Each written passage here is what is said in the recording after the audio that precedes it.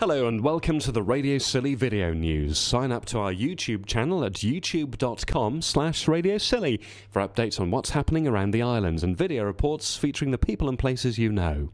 Our video report is brought to you in association with Truro and Penwith College. Read about courses and opportunities online and watch the building of the new Penwith campus at truro-penwith.ac.uk. Sign up to the Scilly Lottery and you've a 1 in 2,000 chance of winning £1,000. You can play if you live on the mainland. It helps keep Radio Scilly on air and funds good causes around the islands. Read more at scillylottery.com. The Scilly Lottery, thecillylottery.com.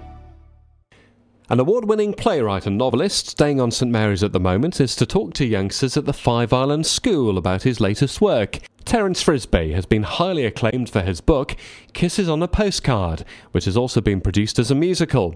In it, he details how youngsters from cities were evacuated to the countryside in the Second World War. His mother devised a code for him and his brother to report on whether they liked their surroundings using kisses, 1 meaning come and get me, and 3 implying everything was okay. Terence said he's looking forward to talking to our school's youngsters to explain what happened in the past.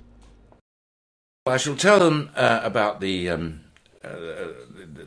Kisses on a Postcard story, why that title, what my mother did, which I think is a beautiful story and any child will enjoy it, and also about a little bit about the history of evacuation.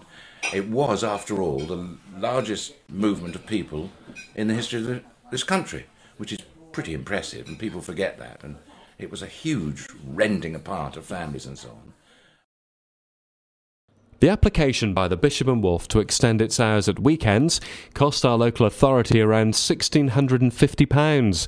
Radio Scilly has received details of the cost to the authority in pursuing the case under the Freedom of Information Act. The Bishop and Wolf appealed the decision by the Council's licensing committee to the Magistrates' Court, and the legal costs of the Council amounted to £3,900 plus £660 in VAT. Travel costs were £505 and staff spent 60 hours on it.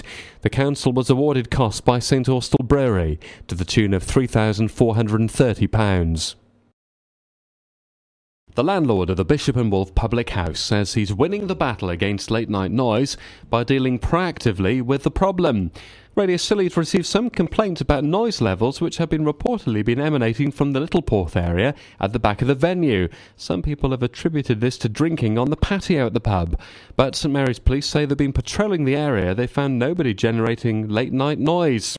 Mark Twynham is the landlord of the Bishop and Wolf. There was an alleged incident at 3 o'clock on Friday morning, and we've had the police involved all weekend, and that the noise worked. Having door staff and everything suddenly worked, and this weekend there's more people been in the pub, there's more people queuing outside the pub to get in, and we had no disturbances out the back whatsoever. Mark says he's keen to deal with the issue and wants anybody who's disturbed to come forward and talk to him directly. They need to come and see me, because at the moment I don't think there is a problem. There's no issue with it, and I spoke to a few of the residents that live in close proximity, and they didn't have a problem at all. They had a problem about 1:15 in the morning when a few people were being kicked out in town in general, through the disco, people just in the streets really. There's no other complaints, not actual complaints of people leaving buildings, just noise in the streets. Islanders who enjoy walking around the Lower Moors Trail will soon find improved conditions on the path past the bird hides. Radio Scilly's received a complaint from a keen walker who claims the path is now impassable because of deep mud.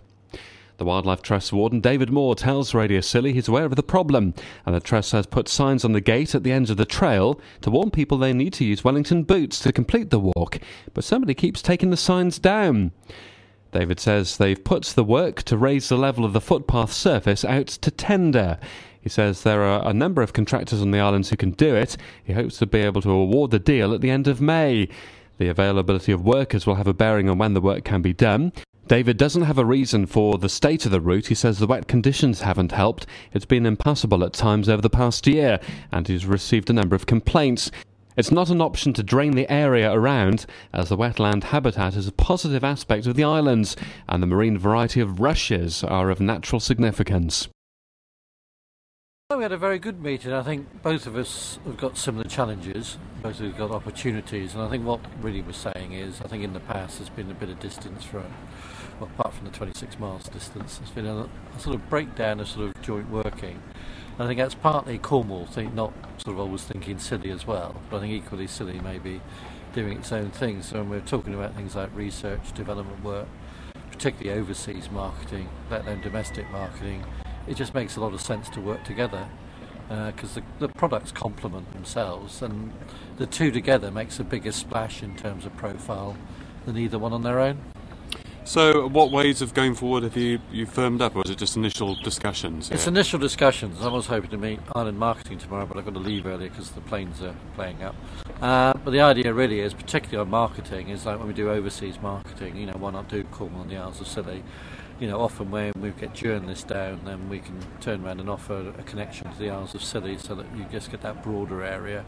Or maybe something quite pertinent in what's happened recently on Scilly is we've got a whole new fresh look at festivals and events, and sort of combining some festival events with theming, like having walking and food or gardens and food. Well, actually, if we were collaborating and working with Scilly, you've got the same sort of products. And for a lot of customers, it would make it more attractive to do 2 or 3 days on the mainland and do a night or two on Scilly, but attracted by a combined package of events. So to my mind, it just adds that value to the customer. More importantly, it gets us more customers. Taking in the view from the roof terrace at the Atlantic Hotel, Malcolm Bell told us that Scilly is a special place. My view is Scilly's will always be incredibly special. They are separate, they always will be. But Cornwall's, bigger beast, but still, difficult in competing in this market. The two together, that much stronger and more competitive. So in one regard, sometimes people have quite localised worries. But if you start looking at it through the eyes of the customer and seeing what the customer thinks, then it actually makes a lot of sense to work together. For a lot of customers, when they look at Cornwall as a brand, I think they sort of see 5 products. One is the south coast of Cornwall, one is the north coast of Cornwall, one is Newquay, one is West Cornwall, and the other one, which is technically wrong, but in their eyes there, is the Isles of Scilly. So to my mind, that sort of suite goes together, and we've just got to realise that there's a lot of commercial advantage in doing it, and a lot of money that can be saved, and a lot more effort and achievements done. Controversial plans to start screening outdoor cinema events on Town Beach, Holgates Green and Porthcressa Beach have been pulled by the applicant Event Scilly, but the decision not to put the application for the temporary screens and the use of the public space before council planners is just a postponement. Ewan Roger tells Radio Scilly that after discussions with the Chief Planning Officer Craig Dryden, they've decided to withdraw the application for the main meeting and will rework it to put it before planners in July.